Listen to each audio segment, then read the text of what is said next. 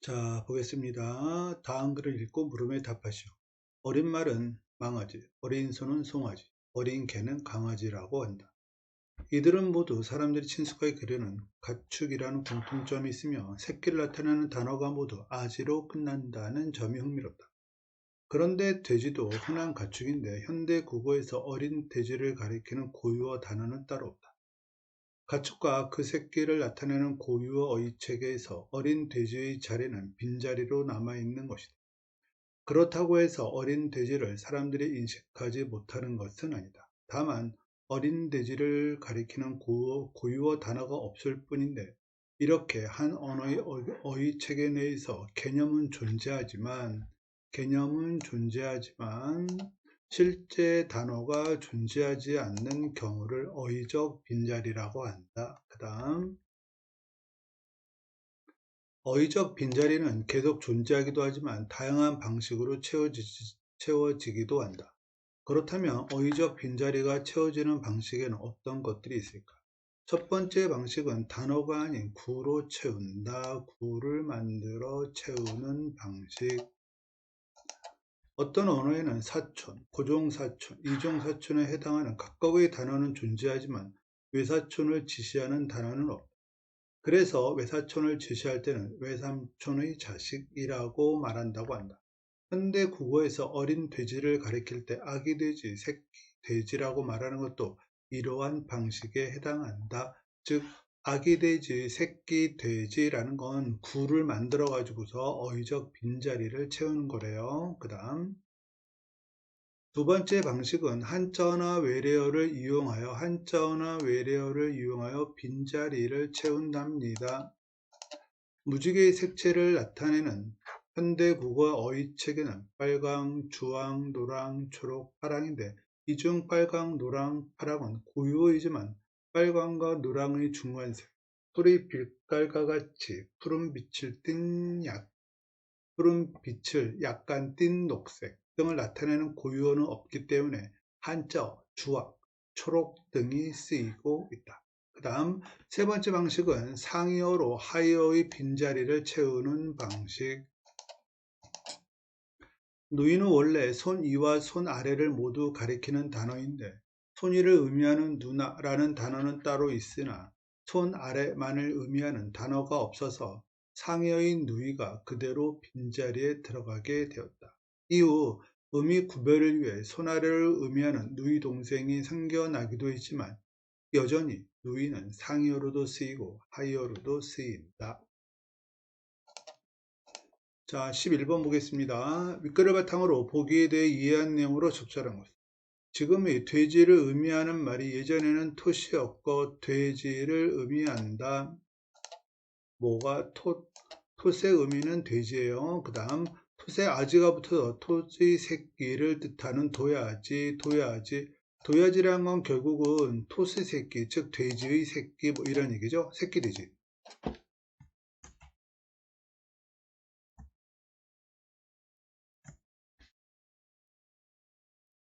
도야지라는 건 새끼돼지를 의미하는 단어고요. 그 다음 그런데 현대 국어의 표준에는 톳이 사라지고 톳의 자리를 도야지가 바뀐 형태인 돼지가 차지하게 되었다. 돼지.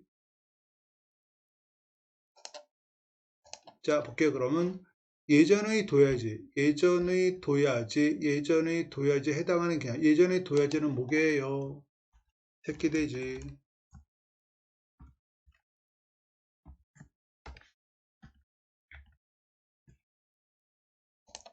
새끼돼지에 해당하는 개념이 지금은 사라졌나요? 아니죠. 새끼돼지는 지금도 있습니다. 그래서 이게 잘못됐고요.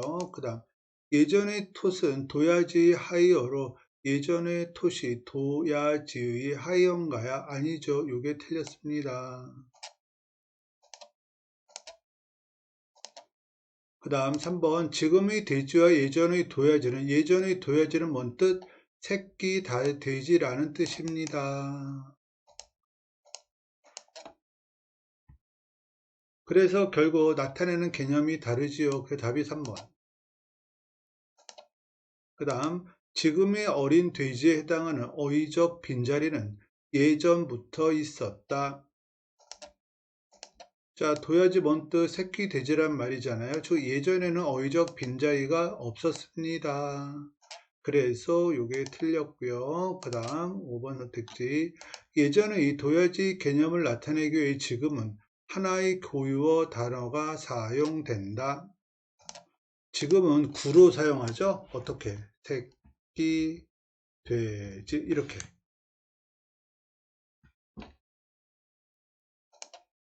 이해됐지요?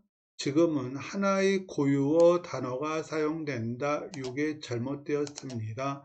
구를 사용해서 어휘적 빈자리를 채우고 있지요. 그 다음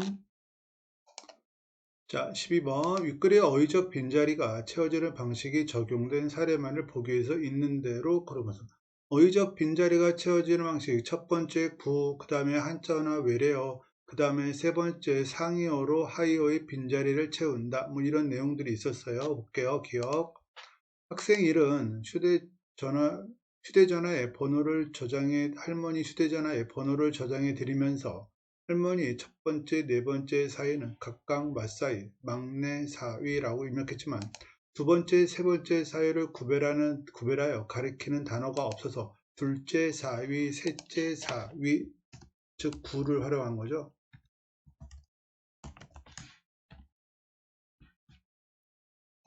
그다음 맞는 거. 그 다음 학생 2는 꽝에 대한 보고서를 작성할 때 꽝의 하이어로 숫꽝에 해당하는 장기와 암꽝에 해당하는 까투리는 알고 있었지만 꽝의 새끼를 나타내는 단어를 몰라 국어사전에서 고유어 꺼벙이를 사여 찾아냈다. 이거는 자기가 몰랐다는 얘기잖아. 어휘적 빈자리 없습니다.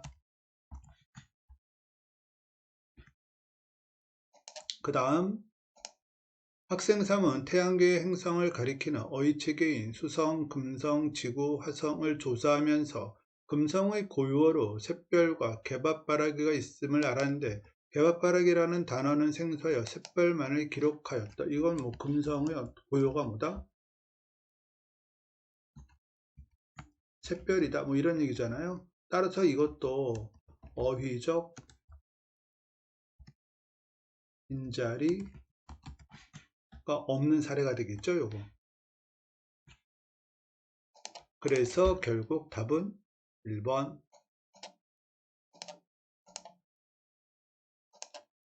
자, 그 다음 13번 보기 기억 디귿에 들어갈 말로 적절한 것들. 지금 보기를 보게 되면 판정 의문, 설명 의문 이런 것들이 나오는데요. 잠깐 개념 정리하고 갈게요. 자, 보겠습니다. 판정 의문이란 건 뭐냐면 의문사가 없어요. 그래서 예, 아니오로 대답하고요. 대개 종결 의미는 여, 그 다음 보조사는 아, 가, 뭐 이런 식으로 아나 어 계열의 어떤 종결어미나 보조사가 사용이 됩니다.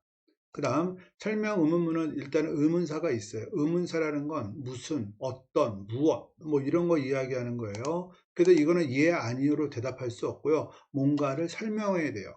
그래서 종결의미는 대개 유, 그 다음 보조사나 오, 고처럼 대개 오 계열의 종결어미나 보조사를 사용합니다. 그 다음 2인칭 주어로 되어 있을 때는 종결어미는 니은 다를 사용한답니다. 자, 이런 것들이 중세국어 문법 개념이니까 좀 알아두시고요. 그 다음 우리가 흔히 1인칭, 2인칭, 3인칭 이야기할 때 1인칭은 화자, 말하는 사람이 포함되어 있으면 됩니다. 대개 나나 우리. 그 다음 2인칭은 듣는 사람, 즉 청자에 해당하는 사람이 2인칭이에요. 너. 3인칭은 화자도 청자도 아닌 경우에 3인칭이라고 합니다. 자, 볼게요. 그러면 중세국어에서 의문의 종류에 따라 종결어미나 보조사가 달리 쓰입니다.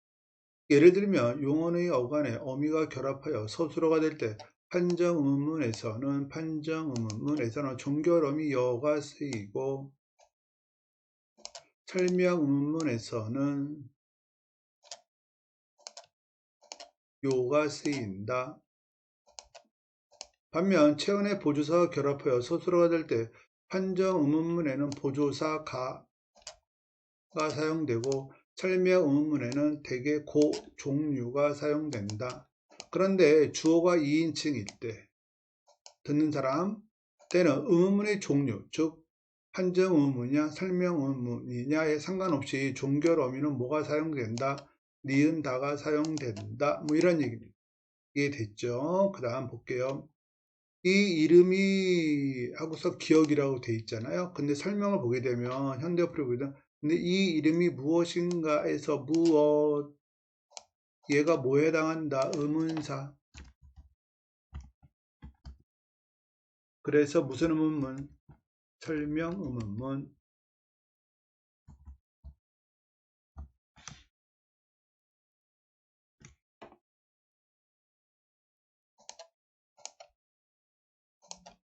그 다음 내 어찌 아니에서 내가 라고 되어 있잖아요. 결국은 뭐 청자 따라서 2인칭 주어.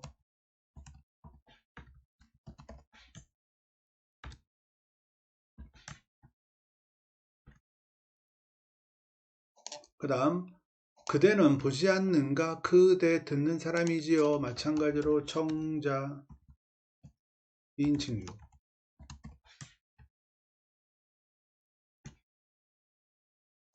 이해됐나요? 자, 그러면 설명 의문문이라 그랬잖아요. 그쵸? 설명 의문문에는 아까 뭐 뇨와 같이 또는 보조사 고 이런 게 사용된다 그랬잖아요. 그러면 일단은 무쓰고 1번 아니면 2번. 그런데 니은, 티귿 둘 다 2인칭 주어잖아요. 그럼 뭘로 끝난다? 종결어미는 니은다. 그래서 답이 2번.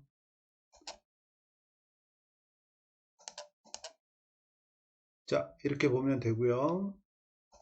자, 14번입니다. 보기에 대한 이유를 적절하지 않은 것은 풀립, 읍내, 벼울치 뭐 이런 게 있는데요. 결국 의문의 변동에 대한 내용이잖아요. 자, 의문의 변동 잠깐 보겠습니다.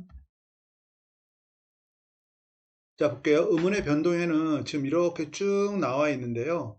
지금 이 의문의 변동 중에서 지금 밑줄 그은 것들, 이런 것들이 지금 문제 푸는데 도움이 되는 개념들입니다. 보겠습니다. 자, 음절의 끝소리 규칙. 쌍기역, 키읔이 기역으로 발음되는 거, 그 다음 시옷, 쌍시옷, 지읒, 티읒, 히읗이 디귿으로 발음되고요. 피읍이 비읍으로 발음되는 거, 요거 음절의 끝소리 규칙, 그 다음 비음화.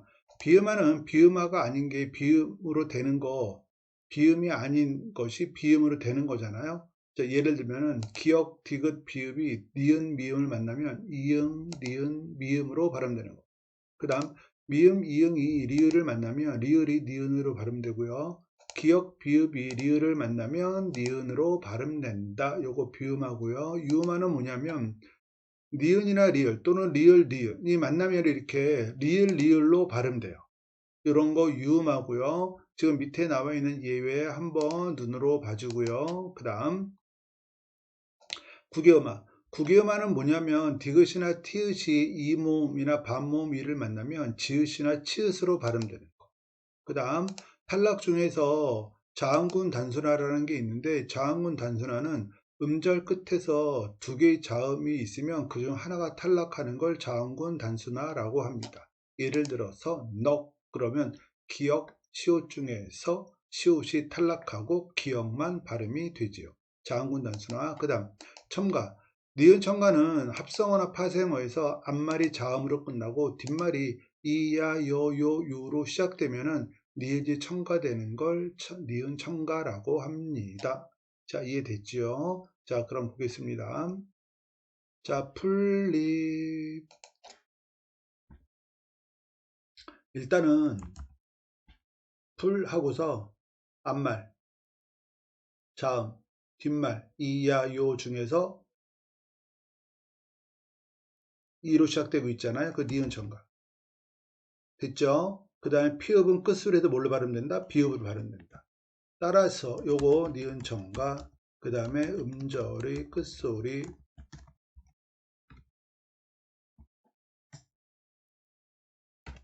이해됐죠? 그랬더니 리을하고 니은이 만났잖아요. 그럼 뭐가 된다? 풀, 립 하고서 뭐 유마. 자, 이렇게 정리해 주면 되고요. 그 다음 음내.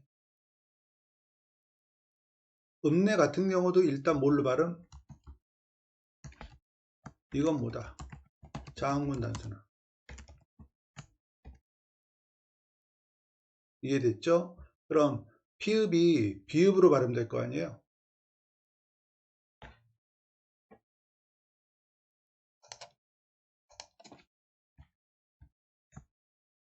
그럼 이건 뭐다? 끝소리겠지.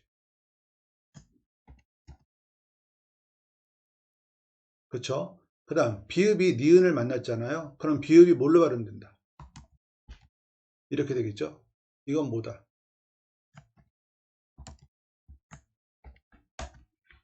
이렇게 보면 되고요.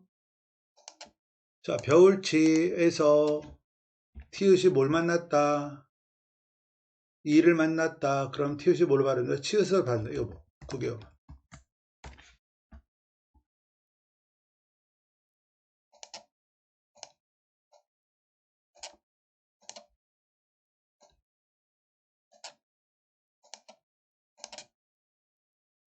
자, 기역과 니은에서는 음운 변동이 각각 3번씩 일어났군. 맞지요? 니은 첨가 음절의 끝소리 규칙 유마 자음군 단수나 끝소리 비음아 이렇게 됐습니다. 맞는 말이고요. 그 다음 기역 니은에서는 인접한 자음과 조음 방법이 같아질 음운 변동이 일어났군.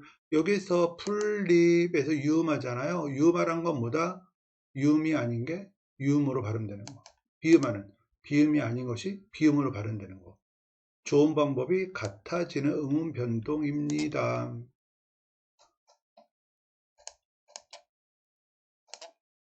그 다음 3번 기억에서 첨가된 음과 기억에서 첨가된 음은 뭘까요?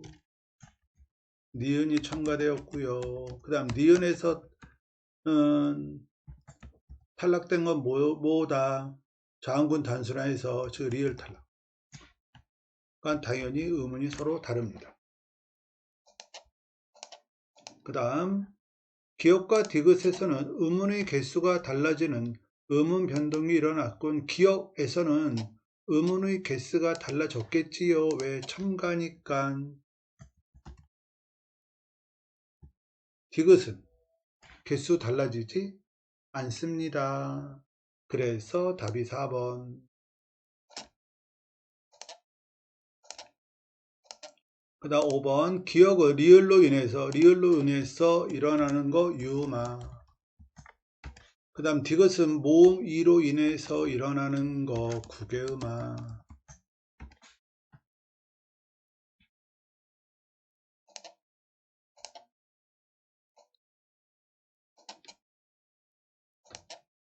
그래서 답은 4번. 자, 그 다음 15번 보기 기역 니은에 해당하는 입길이 묶인 것으로 적절한 것은 그랬습니다. 자, 보겠습니다. 자, 여러분 쓰이다라는 단어를 어떻게 해석하면 할까요? 우선 쓰이다는 피동사이기도 하고 사동사이기도 하다. 이걸 구별해 줘야 된다. 뭐 이런 얘기입니다. 그 다음 또한 쓰다는 동음 이어나 다이어이므로 그 의미에도 유의해야 됩니다. 의미에 유의해야 된다. 의미도 파악해야 돼요. 그래서 이러한 점들을 모두 고려해서 답을 찾아야 한다. 이런 얘기입니다. 자, 요거 잠깐 개념 정리하고 갈게요. 자, 일단은 이 15번 문제를 풀기 위해서는 어떻게 해야 되냐면 첫 번째는 피동과 사동, 즉 어떤 게 피동 전미사가 붙은 것이고 어떤 게 사동 전미사가 붙은 것인지 구별해야 되고요. 그 다음에 그 단어의 사전적 의미도 같이 파악해야 됩니다. 이해됐죠? 그 다음 그럼 우리가 사동과 피동을 구별할 때, 즉 사동과 피동, 전미사가 형태가 같은 게 네 가지가 있잖아요. 이히, 리기. 자, 이것이 과연 사동 전미사냐, 피동 전미사냐를 구별하는 방법은 이렇게 세 가지 정도가 있는데요. 자, 볼게요. 자, 첫 번째, 목적어가 있으면 사동 전미사가 붙은 거고, 없으면 피동 전미사가 붙은 겁니다. 대략 한 80% 정도는 뭐 이걸로도 풀 수 있을 것 같아요. 그런데 지금 이 15번 문제에서는 약간 다릅니다. 그 다음 소설을 갖다가 몸무게 하다로 한번 바꿔보세요. 그래서 말이 돼. 그러면 그거는 사동 표현입니다. 그 다음 문장을 읽었을 때 당하다의 의미가 나타나는 것 같아요. 그러면 피동 표현입니다. 자, 이 세 가지를 적절하게 잘 섞어가지고서 문제를 풀면 됩니다. 볼게요. 자, 그래서 학습활동 국어사전의 일부이다. 제시된 단어의 의미에 유의해보자. 뭐 이랬습니다. 자, 피동무는 어떤 당하다의 의미. 그 다음 사동은 몸무게 하다.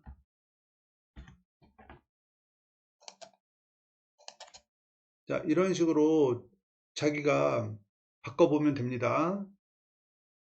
자, 볼게요. 그러면 학생의 임원이 새 친구로 갈렸다. 그러면 갈다에 리가 붙은 거잖아요. 그죠? 이게 됐지요. 그럼 이게 피동 전미사일까요? 타동 전미사일까요? 일단은 목적어가 없어요. 보이죠? 목적어 없지요? 그래서 피동사 의미는 갈다 1.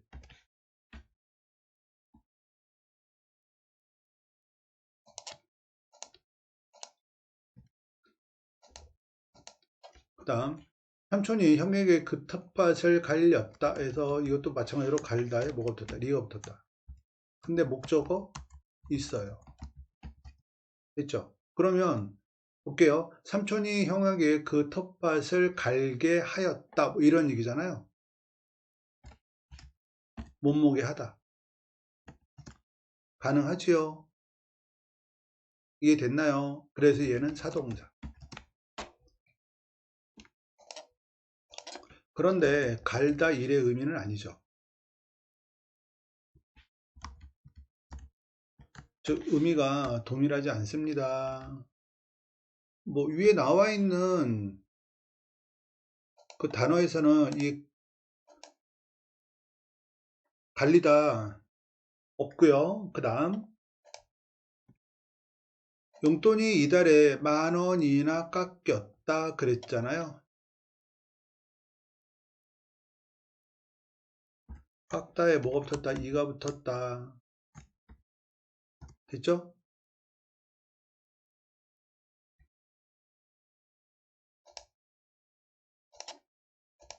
근데 목적어 없어요. 이해됐죠? 피동사. 그 다음에 어떤 당하다의 의미도 나타나죠.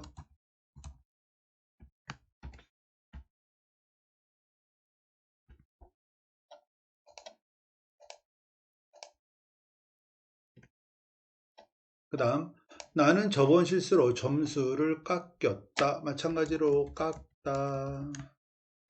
에 이가 붙었고요. 목적어는 있습니다.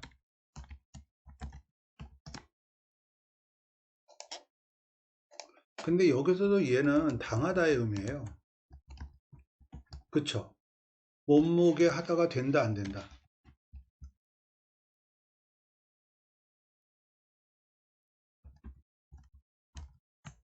몸무게 하대로 변경되지 않습니다. 그래서 얘는 결국 뭐다? 피동사. 사동사 아니고요. 그 다음 내 친구는 가래떡에 묻혔다. 뭘 묻혔어요? 꿀을 묻혔지요. 그럼 여기 목적어 있는 겁니다. 따라서 묻다에 뭐가 붙은 거다? 희가 붙은 거다. 이해됐죠? 목적어는 있습니다.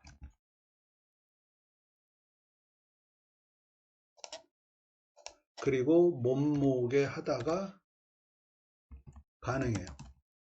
따라서 얘는 뭐다? 사동사.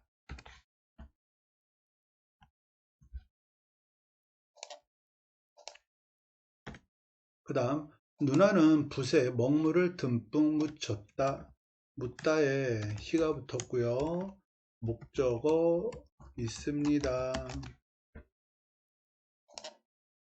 그리고 몸무게 하다가 가능. 그래서 얘는 둘 다 타동사.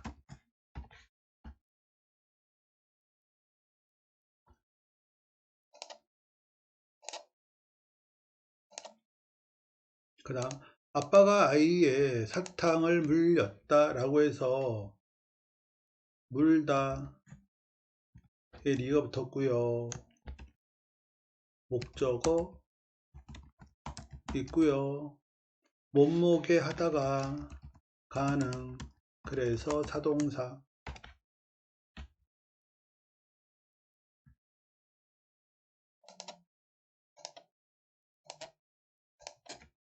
그 다음 큰형이 동네 개에게 발을 물렸다. 물다 리가 붙었고요. 그 다음 목적어 있어요. 자, 그럼 볼게요. 몸무게 하다는 가능, 불가능, 불가능.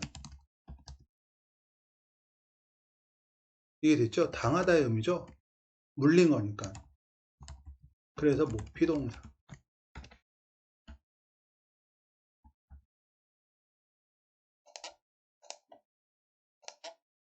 그 다음, 자, 큰 마당에 눈이 빗자루에 쓸렸다, 쓸다에 리가 붙었고요. 자, 큰마 목적어 없습니다. 피동. 위에 보면 단어의 의미는 쓸다, 일.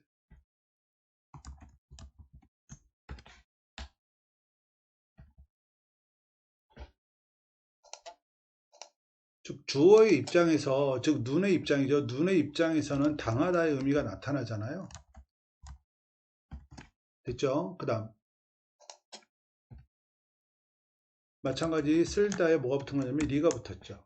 자, 내 동생에게 거실 바닥만 쓸렸다라는 얘기는 동생에게 거실 바닥을 쓸게 하다, 뭐 이런 뜻이잖아요. 따라서 목적어도 있고요. 몸무게 하다도 나타납니다.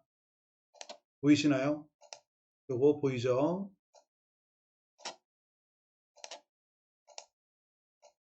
목적어 쓸게 하다도 가능. 됐죠? 그 다음 의미도 쓸다, 일의 의미. 그래서 결국 답은 몇 번? 5번. 자, 요거 조금 꼼꼼하게 봐야 되는 그러한 문제 유형이었습니다. 자, 오늘은 여기까지입니다.